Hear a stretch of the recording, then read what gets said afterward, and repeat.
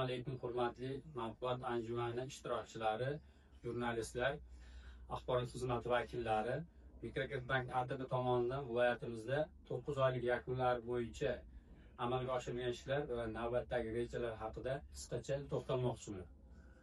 Ma'lumki, bugungi kunda mamlakatimizda aholi turmush darajasini oshirish va kambag'allikni qisqartirish davlat siyosatining ustuvor yo'nalishlaridan biri hisoblanadi. Bu borada Prezidentimizning 2024-yil 16 dekabrdagi videoselektor yig'ilishlarida banklar oldiga ana shunday vazifalarni qo'ydi. Ushbu topshiriqlarni amalga oshirish maqsadida Mikrokredit bank tomonidan maxsus chora-tadbirlar dasturi qabul qilindi. Ushbu dasturlar doirasida amalga oshirilayotgan asosiy ishlar yuzasidan bir nechta yo'nalish bo'yicha ma'lumot berib o'tsam. Birinchi yo'nalish mahallaviy ishlash tizimi. Banklar tarkibida maxsus mahallaviy ishlash tizimi bo'limi tashkil etildi.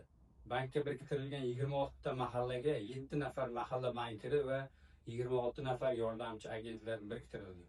Ular orqali aholi ehtiyojlarini o'rganish va maqsadli moliyaviy xizmatlarni yetkazish tizimi yo'lga qo'yildi. Ikkinchi yo'nalish kreditlash orqali faol qo'llab-quvvatlash.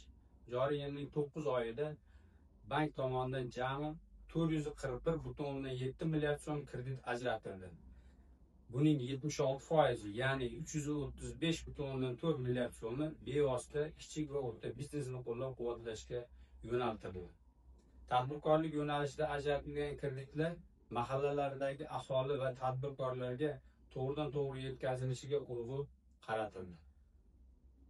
Oilaviy tadbirkorlik dasturiga 37,3 milliard so'm, biznesga birinchi qadam dasturiga 8,9 milliard so'm, mahalla loyihasi dasturiga 41,3 milliard so'm ajratilgan kreditlar ustuvor jarayonlarning asosiy tayanchiga aylandi. Bankimiz tomonidan ayollar biznesini qo'llab-quvvatlashga alohida e'tibor qaratilib, ularga foiz imtiyozlari va ta'minot bilan bog'liq imtiyozlar taqdim etilmoqda. Xususan, kichik tadbirkorlik yo'nalishida ajratilgan kreditlarning 56% ayollar biznesi hissasiga to'g'ri keladi. Biznes jarayonlarini kuchaytirish, yashirin iqtisodiyotni soyadan chiqarish maqsadida Prezidentimizning tegishli qarorlari bilan oilaviy tadbirkorlik dasturi doirasida muvaffaqiyatli qatnashgan, o'z bizneslarini keyingi bosqichga olib chiqish istagida bo'lgan hamda oxirgi 12 oy davomida faoliyat yuritib kelayotgan tadbirkorlarga 100 million so'mgacha garovsiz kreditlar taqdim etilishi natijasida 296 nafar tadbirkorlarning 33,5 milliard so'mlik loyihalari moliyalashtirildi. Bundan tashqari bank tomonidan viloyatda yirik investitsion loyihalar ham moliyalashtirilib kelinmoqda. Jumladan, Guliston shahar Buyuk kelajak mahallasi hududida joylashgan loyiha qiymati 8,5 million dollar bo'lgan loyiha moliyalashtirildi. Loyiha tashabbuskori New Fly Techno MCJ tomonidan oziq-ovqat mahsulotlari uchun polipropilin qop ishlab chiqarish loyihasi ishga tushirilishi natijasida viloyatda 100 nafar yangi ish o'rni yaratildi. Bugungi kunda jamiyat tomonidan viloyatda ishsiz yoshlar qamrab olinmoqda. Uchinchi muhim yo'nalish ish o'rinlari yaratish borasida yanvar-sentyabr oylarida viloyatda bank tomonidan 9,870 nafar aholi bandligi ta'minlandi. Shundan 4,620 nafari doimiy ishga joylashtirish choralari ko'rilgan bo'lsa, 5,250 nafari tadbirkorlikka jalb etildi. Xususan, Sayxunobod tajribasi asosida qiymati 30,6 milliard so'mlik 872 ta mikroloyiha amalga oshirilib, 1700 ta yangi ish o'rinlari yaratildi. Qolaversa, biriktirilgan mahallalardan tanlab olingan xonadonlarning 238 tasi 6,5 milliard so'mlik 3 turdagi tadbirkorlik yo'nalishlarini qamrab olgan moliyaviy paketlar yetkazib berildi. 4-chi yo'nalish bank mijozlari bilan o'tkazilgan uchrashuvlar. Yanvar-sentyabr oylarida bank mijozi bo'lgan 1200 dan ortiq tadbirkorlar bilan 81 marotaba uchrashuvlar o'tkazildi. Uchrashuvlarda ko'tarilgan 296 ta murojaatlarning 292 tasi ijobiy hal qilinishi natijasida 430 ta yangi ish o'rinlari yaratildi. 5-chi yo'nalish ijtimoiy tashabbuslar.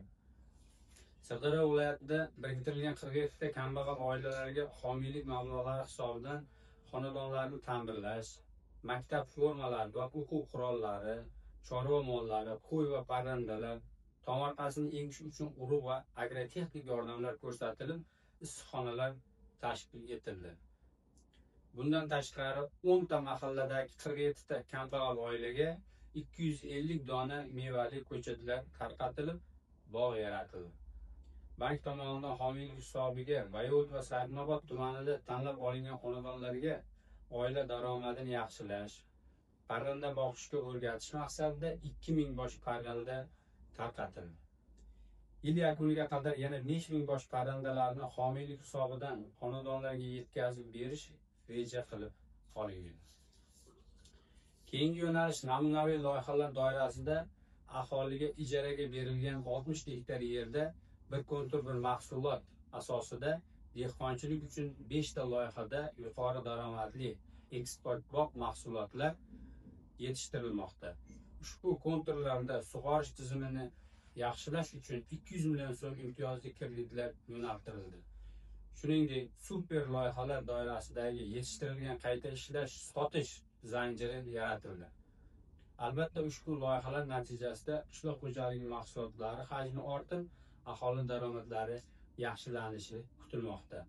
Bundan tashqari, muammoli kreditlarning salmog'ini keskin kamaytirish bo'yicha ham o'tgan 9 oy davomida tizimli ravishda ishlar olib borildi.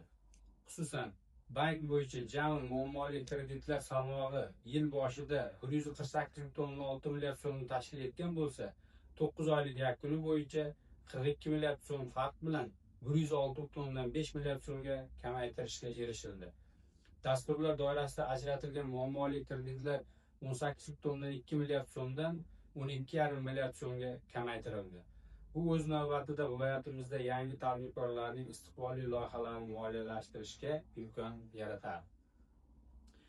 Xulosa sifatida ta'kidlash lozimki, Mikrokreditbank tomonidan yo'lga qo'yilgan mazkur ishlar kelgusida ham tizimli ravishda davom ettirilib, aholining faol iqtisodiy hayotga jalb etilishiga, daromad manbaini kengaytirishga, bandligini ta'minlashga xizmat qiladi. E'tiborlaringiz uchun rahmat.